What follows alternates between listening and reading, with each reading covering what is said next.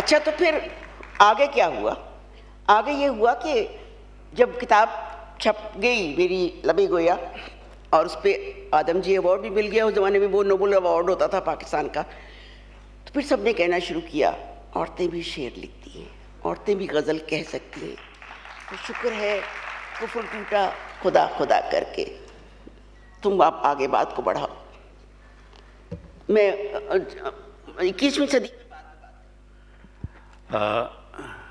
بہت حوالہ جو ہماری تاریخ کا ہے، اور میں سمجھتا ہوں کہ عورتوں میں ادب میں دو عورتیں بڑی ہیں، جس میں ایک فہمیدہ ریاض تھیں جنہوں نے ابھی جو ہماری دنیا میں نہیں ہیں، ایک کشور آپا ہیں۔ دونوں نے عورت کی تہذیب کی شعری اور ہماری روایت کو بتایا کہ عورت بھی ایک انڈیویجول ہے، وہ بھی بات کر سکتی ہے، وہ بیٹی بھی ہے، بہو بھی ہے، بیوی بھی ہے، لیکن وہ فرد بھی ہے۔ فردوں سے بنا ہوا، افراد سے بنا ہوا معاشرہ کیسے تشکیل پاتا ہے، اس کے پیچھے کون سے عوامل کار فرما ہوتے ہیں، سوشو پولیٹیکل، سوشو اکنامک، اور بڑے ادب سے کہنا پڑتا ہے کہ ہمارے ہاں ایک اور فیکٹر بھی ہے جس کو ریلیجیس فیکٹر کہتے ہیں۔ کھل کر بات اس عہد نے کی ہے، اس تحریک نے کی ہے، وہ کسی نے نہیں کی۔ دو تحریکیں ہیں جو پچھلی صدی میں قائم رہیں اور فلورش ہوئیں، آگے بڑھیں اور اگلی صدی تک آئیں۔ ایک ہے ترقی پسند تحریک اور دوسری ہے سوریلزم۔ سوریلزم کا آغاز ہوا تھا جب دنیا عالمی جنگ دیکھ چکی تھی اور مغرب کو خواب بھی بغیر کسی ترتیب کے آتے تھے۔ کہیں چہرہ ہے، جہاں آنکھ ہونی ہے وہاں ناک ہے، جہاں ہونٹ ہونے ہیں وہاں کان ہے۔ یہ ایک بہت بڑے واقعے کے بعد جس نے سماجی تبدیلی کا آغاز کیا، ایک تحریک پیدا ہوئی۔ دوسری تحریک جو ہمارے ہاں بڑھی اور جس پر بات کرنے کے لیے میں ڈاکٹر نجیب جمال سے کہتا ہوں کہ ہماری پچھلی، جیسے کشور آپا نے پچھلی صدی کو اگلی صدی سے ریلیٹ کرنے کے لیے ایک فضا بنائی ہے، وہ صدی کے نمایاں رجحانات۔ اور دوسرا سوال یہ کہ خلفشار ٹوٹ پھوٹ بہت تھی یگانہ کے زمانے میں بھی، اس سے زیادہ اب ہے، لیکن اب وہ تلخ نوائی کیوں نہیں ہے؟ آپ کیونکہ یگانہ کے مستند حوالہ ہیں آپ، تو یہ بھی بتائیے ان تحریکوں سے یگانہ اور یگانہ سے آج تک۔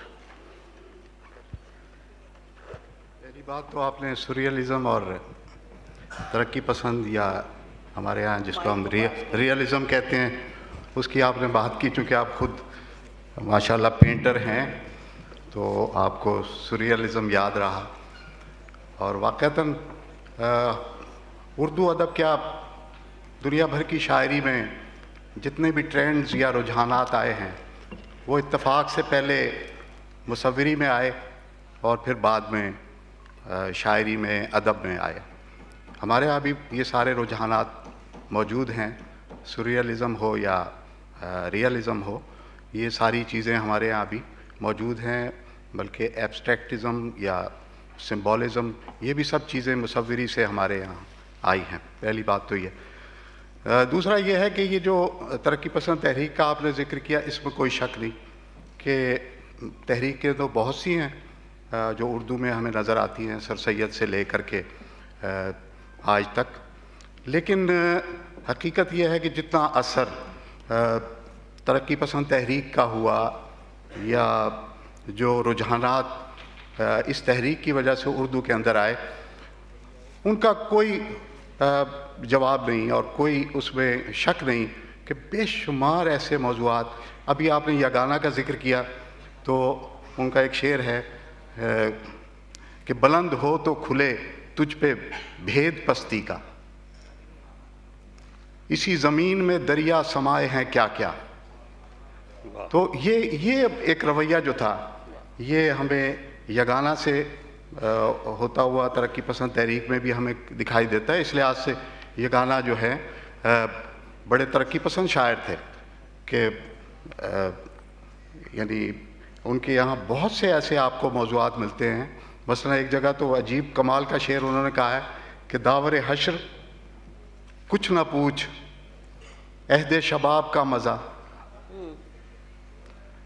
شہد بہشت تھا مگر دست بخیل کا دیا. تو اس طرح کی باتیں جو ہے یہ ہمیں پہلی دفعہ اردو غزل کے اندر نظر آتی ہیں. اگرچہ یہ اینٹی غزل رویہ ہے لیکن حقیقت یہ ہے کہ اس میں غزل کے سارے اسرار موجود ہیں. اور پھر یہی رویہ ہمیں اپنے بہت سے دوسرے شاعروں کے یہاں بھی نظر آتا ہے. مثلا میرا تعلق ملتان سے ہے تو میں آپ کو حیدر گردیزی، آپ نے شاید نام بھی نہ سنا ہو تو، لیکن میں آپ کو اگر ان کا ایک شعر سناؤں تو آپ کہیں گے کہ یار یہ کیا چیز کہی ہے اس نے، کہ ہاتھ پر ہاتھ دھرے بیٹھے ہو کیا سوچتے ہو، شب کی شہرت پہ چھری رکھو سویرا ہوگا. واہ. شب کی شہرت پہ چھری رکھو سویرا ہوگا. یہ آل احمد کا شعر تھا. میں حیدر گردیزی کا شعر سناتا ہوں کہ ذرا زمین پہ اترا کہ فیصلہ ہو جائے، ذرا زمین پہ اترا کہ فیصلہ ہو جائے، بلندیوں سے تو دریا بھی نہر لگتا ہے. تو اب یہ دیکھیں آپ، یہ ایک رویہ جو ہے نا حوصلے کا اور پیکار کا، یہ اردو غزل میں کہیں تھا ہی نہیں، تو بدلا ان لوگوں نے آ کے اس رویے کو. تو یہ بالکل ایک جدید حیثیت جو ہے وہ ہمیں اردو غزل کے اندر نظر آنے لگتی ہے. تو یگانہ سے ہوتا ہوا یہ سلسلہ جو ہے میں سمجھتا ہوں ہمارے ترقی پسند شاعر. جی تم نے غزل کی حیثیت کی بات کی، میں غزل بتاتی ہوں کہ کیا ہے. اجلی شام میں لپٹا وعدہ تازہ میرے اندر تھا، اجلی شام میں لپٹا وعدہ تازہ میرے اندر تھا، باہر کیسے جاتی میں دروازہ میرے اندر تھا. واہ واہ واہ واہ. اجلی شام میں لپٹا وعدہ تازہ میرے اندر تھا، باہر کیسے جاتی میں دروازہ میرے اندر تھا، اور قفل محبت مجھ سے کیا وہ تم سے بھی تو کھلا نہیں. قفل محبت مجھ سے کیا وہ تم سے بھی تو کھلا نہیں، یوں تو شیشے جاں کا ہر اندازہ میرے اندر. تو یہ کہ شاعری نے نیا روپ یہ جانا کہ بھئی اب صرف گل و بلبل کی داستان نہیں ہے. اب سودا کے اگر شعر عاشق سودا لکھتے ہیں تو وہ بھی اپنے زمانے کی کہانی لکھتے ہیں. تو مجھے کس نے روکا ہے کہ میں اپنی زمانے کی کہانی نہ لکھوں؟ کس نے روکا ہے کہ آج میں یہ نہ بتاؤں لوگوں کو کہ بم بنانا ہمارا مقدر نہیں ہے، بچوں کو پڑھانا ہمارا مقدر ہے.